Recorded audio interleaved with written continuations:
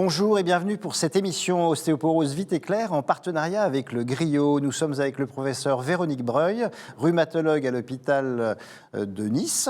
Et pour parler du calcium et de son importance au cours de l'ostéoporose et bien sûr des endroits où on peut le trouver, les aliments en particulier. Les campagnes de sensibilisation donc, du Griot ont longtemps insisté sur l'importance d'une alimentation riche en calcium au cours de l'ostéoporose.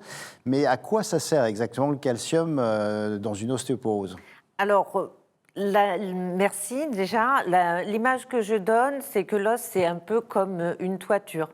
Il y a les poutres et il y a les tuiles.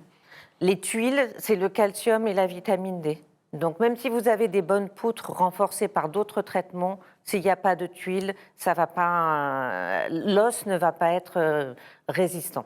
Donc, c'est indispensable pour une bonne santé osseuse. Pourquoi il faut en manger ?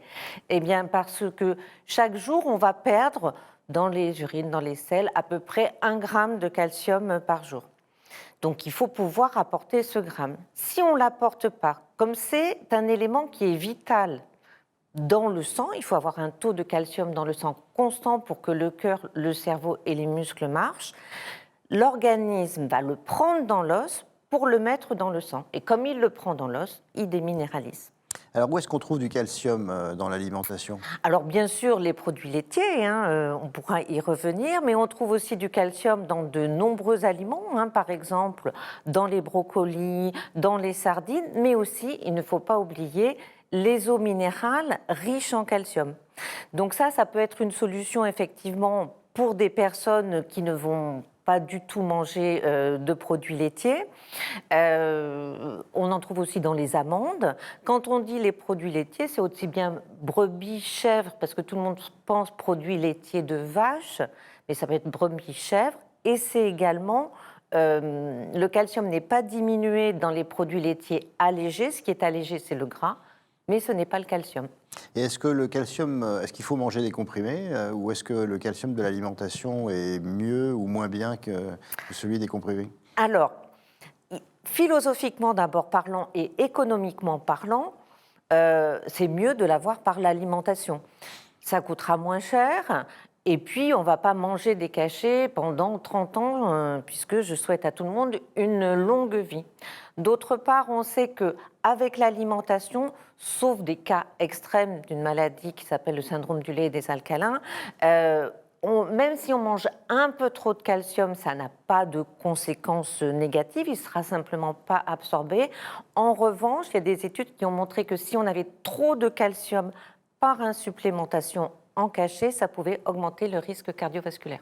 Alors, en gros, il faut absorber une certaine quantité de calcium par jour. Comment est-ce qu'on se repère pour l'avoir et est-ce qu'on peut la trouver dans une alimentation normale ? Bien sûr, on peut la trouver dans une alimentation normale et je dirais que pour le commun des mortels, pour tout le monde, en fait, il faut manger 3 produits laitiers par jour. Si on a des os un peu fragiles parce qu'on a une maladie qui s'appelle l'ostéoporose, tout le monde peut aller sur un site qui s'appelle le Griot, le groupe de recherche et d'information sur les ostéoporoses. Il y a un espace grand public où vous allez voir, connaissez-vous vos apports calciques ? Vous cliquez et il y a un petit questionnaire validé qui vous permettra de calculer vos apports calciques avec en face de chaque gamme d'aliments les apports que ça vous donne et ça vous permet aussi justement de faire varier ces apports et vous trouverez également sur le site du Griot des petites plaquettes gratuites que vous pouvez imprimer et qui vous donnent l'équivalent des apports calciques de divers aliments. Il y a le brocoli, la sardine, les différentes eaux minérales, par exemple la Volvic, il n'y a pas beaucoup de calcium, la Contrexévil, il y en a beaucoup. Voilà, donc vous trouverez beaucoup d'informations sur le site. Donc, vous nous avez dit une alimentation équilibrée avec beaucoup de produits laitiers. Qu'est-ce qu'on fait quand on est végétalien ou qu'on n'aime pas du tout le fromage ou les laitages en général ou qu'on ne les supporte pas ? Moi, la solution que je préconise le plus souvent, c'est les eaux minérales riches en calcium. Si les gens sont contre les eaux minérales, en buvant beaucoup et avec d'autres aliments, par exemple en mangeant de la viande, en mangeant des légumes, on va pouvoir arriver à avoir des apports calciques. C'est de l'intérêt de ce petit questionnaire qui peut donner de bonnes surprises, de mauvaises mais aussi de bonnes. Et chez les végétaliens ou les végétariens? C'est plus compliqué? Eh ben, oui, mais les eaux minérales, à ce moment-là, il faut qu'ils voient beaucoup, qu'ils mangent. Mais c'est vrai que c'est par définition une alimentation qui est déséquilibrée. Hein.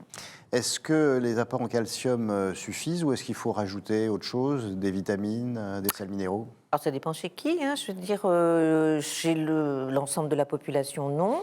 Chez des gens qui ont une fragilité osseuse, qui ont de l'ostéoporose, ben, votre médecin verra si vous avez un taux de vitamine D bas. À ce moment-là, il pourra vous donner de la vitamine D. La vitamine D, on peut par exemple la trouver dans le foie de morue. Alors, quel est votre message donc, sur l'alimentation et les apports en calcium au cours de l'ostéoporose? Alors, au cours de l'ostéoporose, il est indispensable de normaliser les apports calciques pour pouvoir contribuer en complément des autres traitements au renforcement de la solidité de vos os. Mais au-delà de ça, il faut que tout le monde, dès le plus jeune âge, dès la petite enfance, ait des apports calciques normaux avec une petite mention. Chez les femmes enceintes, les apports calciques sont augmentés parce qu'il faut fabriquer le squelette du bébé. Merci beaucoup, Véronique Merci. Breuil. Je vous rappelle que vous trouverez toutes les informations nécessaires sur le site du Griot, dont l'adresse s'affiche en ce moment.